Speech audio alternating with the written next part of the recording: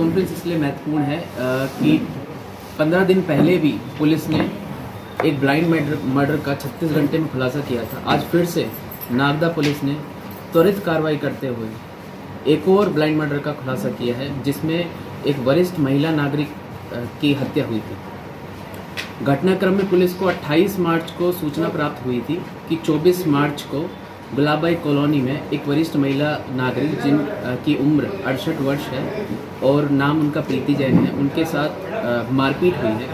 Police ने तुरंत ही इस मामले को गंभीरता से लेते हुए, क्योंकि वरिष्ठ महिला नागरिक इसमें उनके साथ घटना हुई थी, इसलिए तुरंत ही इसका संज्ञान लेते हुए अपराध पंजीबद्ध किया और माननीय एसपी साहब ने विशेष पुलिस टीम का गठन किया।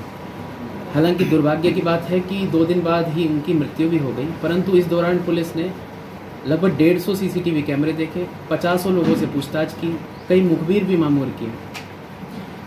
मुखबिरों से कहा गया कि कोई भी अगर संदिग्ध व्यक्ति दिखता है तो बताया जाए।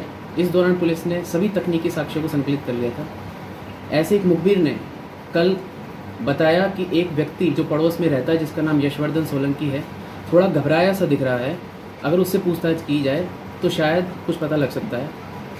जब उसको बुलाया गया परिवारजनों के साथ, उससे पूछताछ की गई तो पहले उसने गुमराह करने का प्रयास किया, लेकिन क्योंकि जैसे मैंने कहा कि पहले ही सारे चीज़ों को बारीकी से देख लिया गया था पुलिस के द्वारा, तो वो ज़्यादा देर तक गुमराह नहीं कर पाया। अंत में उसने जुर्म स्वीकार किया और उसने पूरा घटनाक्रम बताया। घटना ऐसा हुआ कि उस जो लड़का पड़ोस में रहता है, तो उसका ईयरबड्स मृतिका के घर पर गिर गया था। जब वो उठाने वहाँ पर गया तो मृतिका को शक हुआ कि कहीं वो चोरी के इरादे से तो नहीं आया है, तो उसने उस पर आरोप लगाया कि तू चोरी करने आया है और तुझे पुलिस में तेरी शिकायत कर देंगे, और एक थप्पड़ भी मारा, जिस पर उसको बहुत गुस्सा आ गया और गुस्से के आवेश में उसने महिला को वहीं पे ही रखी हुई सीमेंट की 2 विलसी से उस पर वार किया, जिससे महिला को गंभीर चोट आई। उसके पश्चात उनको इलाज के लिए यहाँ जनसेवा अस्पताल नागदा में ले जाया गया। उसके पश्चात उनको आगे उज्जैन में रेफ़र किया गया, जिसके पश्चात उनकी 30 मार्च को मृत्यु हो गई। उसने अपना जुर्म स्वीकार किया है। मामला इसलिए महत्वपूर्ण और नागदा पुलिस के लिए हो जाता है क्योंकि 4 दिन बाद, घटना के 4 दिन बाद पुलिस को सूचना प्राप्त हुई थी कि ऐसी कोई मारपीट की घटना हुई है, जिसमें तमाम तरह के लोग भी प्रवेश कर गए थे, जिससे साक्ष्य प्रभावित हो सकते थे। पर पुलिस की टीम ने लगातार बिना सोए बिना खाए पिए लगातार इसमें जांच की और इसका निराकरण कर दिया है, जिस पे ये दिखाता है कि नागदा पुलिस और पूरी उज्जैन पुलिस कैसे वरिष्ठ महिलाओं के लिए, वरिष्ठ सभी नागरिकों के लिए और सामान्य नागरिकों के लिए कैसे तत्पर है। इस पर माननीय पुलिस अधीक्षक महोदय ने पुलिस टीम को 10,000 का इनाम भी घोषित किया। सर, आरोपी पूर्व में भी अपराधी है क्या? नहीं, आरोपी के पूर्व में कोई अपराध नहीं है। जैसा मैंने बताया कि उसी वक्त आवेश में आकर, क्योंकि उसे थप्पड़ मारा था, जलील उसे महसूस हुआ था, इस वजह से उसने ये वारदात। तो कितने वर्षों से पड़ोसी है सर? ये काफ़ी समय से यहाँ पे ही रहते आए हैं पहले से। सर, घटना जो हुई थी उन पर छत पे हुई थी, वो जो महिला को नीचे बोल के क्या आरोपी खुद लेके आया था, नीचे महिला को नहीं, ये अभी पूरा कथन ले लिए गए हैं और अभी यही है कि संभवतः क्योंकि महिला होश में थी, मारपीट के बाद भी होश में थी, बाद में क्योंकि चोटें गंभीर थी तो उनकी मृत्यु हुई, लेकिन उस टाइम पे भी होश में थी, तो संभवतः स्वयं ही आई हैं।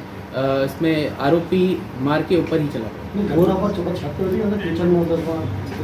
घटना जो हुई है वो कमरे में हुई है, जो बाहर एक बरामदा बना हुआ है। उसके बाद जब महिला कमरे में गई तो पीछे से उस पर वार किया, फिर एक आगे से वार किया। तो आप जैसे बता रहे हैं कि महिला होश में थी मारपीट के बाद में, तो फिर पुलिस को 11 दिन कैसे लगता है आरोपी की तलाश?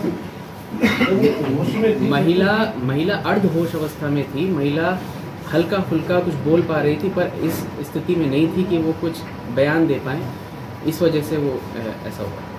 सर, घटना को अंजाम देने के बाद अब तक ये युवक कहाँ गया और कहाँ रहा? सर, ये युवक यहीं पे ही था, कहीं गया नहीं था, पर क्योंकि ये बस नज़र रखे हुआ था कि कहीं इस पर कोई शक ना आ जाए, क्योंकि घर का डायरेक्ट एक्सेस इस युवक से ही था।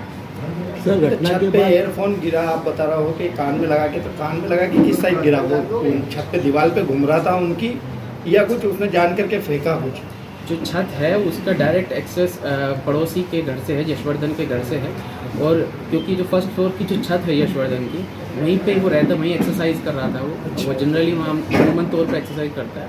उसका ईयरबड्स गिर गया, जिस पे महिला एकदम से जब ऊपर आई, नीचे से ऊपर आई, तो उनको लगा कि कोई ऐसे चोरी के इरादे से तो नहीं गया। सर वर्षों से पड़ोसी है तो एकदम कैसे लगा लिया कि चोरी के लिए आया होगा? नहीं लगा सकते हैं, वो उनकी आशंका होगी, क्योंकि एकदम से कोई बिना एक्सेस के किसी के घर पे जाता है तो ऐसा लगना कोई स्वाभाविक है। तो बताइए आरोपी जो है यशवर्धन, उससे क्या व्यवहार में पढ़ाई करता है, कार्य करता है, क्या मतलब? ये अपना ये ट्वेल्थ में है अभी। ये इसी पारिवारिक पृष्ठभूमि क्या है उसकी? तो सर ये जैसे इधर आए, उनकी छत पे आए, उनकी छत ऊपर है क्या आरोपी की छत? दोनों के फर्स्ट फ्लोर है, ऊपर ही रहता था। दोनों की फर्स्ट फ्लोर है, लेकिन फर्स्ट फ्लोर की छत है पड़ोसी की, तो वहाँ पे वो रहता है। सर कोई नशा का छोड़ करता है या तो नहीं ऐसी कोई चीज़ नहीं। सर क्या ये आरोपी अंतिम संस्कार में शामिल हुआ था क्या? हाँ, आरोपी अंतिम संस्कार में भी शामिल हुआ था, जिससे कोई शक ना पैदा हो सके। बिल्कुल कोशिश उसने पूरी की कि नॉर्मल ही रहे। सर इस परिवार के लोगों को कब पता पड़ गया था इस घटना? इनके परिवार के लोगों को या जो भी अड़ोस पड़ोस के नागरिकों को वो कब पता पड़ गया था? नहीं, जैसे मैंने कहा कि वो ये हमको पुलिस को तो- आरोपी के परिवार को पता था इस चीज का क्या? आरोपी नहीं जो मृतक का आरोपी कल ही हमको इसका देखा तो मतलब कि इसी उपलय में यह शंका थी कि घर में गिर कोई काम करते गिर हुए, लेकिन घटना ये सब मारपीट हुई है, कब पता चला मतलब परिजनों को? परिजनों को ये 28 मार्च को पता लगा। 24 मार्च को जैसे मैंने बताया घटना हुई थी, और 28 मार्च को जब वापस घर को देखा गया तो फिर ऐसा लगा कि ये कोई मारपीट हुई है, क्योंकि सेकंड फ्लोर पे भी, फर्स्ट फ्लोर पे भी खून था और ग्राउंड फ्लोर पे भी था, और बिल्सी के टुकड़े भी मिले थे। तो जिस पर उनको लगा कि फिर ये मारपीट ही है, एक्सीडेंटल नहीं है। जिस पर हाँ, चौथे में 28 मार्च को पुलिस को सूचना पाया। सर आरोपी ने इसके परिजनों से कुछ इस संबंध में चर्चा की थी क्या कि हाँ मैंने किसके ऐसा परिजनों हो से? गया है, मतलब ये जो महिला का पैसा, महिला के बेटे वाला कुछ महिला के नहीं, बेटे आरोपी अच्छा, आरोपी उसका मदर फादर है, किसी परिवार को इसके बारे में मालूम था क्या? नहीं। कि मुझसे ऐसा हो गया। नहीं ऐसा किसी को इस बारे में पता नहीं था। पुलिस द्वारा ही मुखबिर की सूचना पर उससे पूरी अच्छे से गहन पूछताछ की गई, तब पुलिस। आरोपी के घर में और कोई रहता है कि केवल आरोपी रहता है? आरोपी रहता है और उसकी माँ है और एक छोटा भाई। सर एक चीज समझ में नहीं आई, पहली मंजिल पे मारपीट हुई, 3 घाव थे, खूब सारा खून निकला, तो महिला नीचे आई, बीच में जो बीच में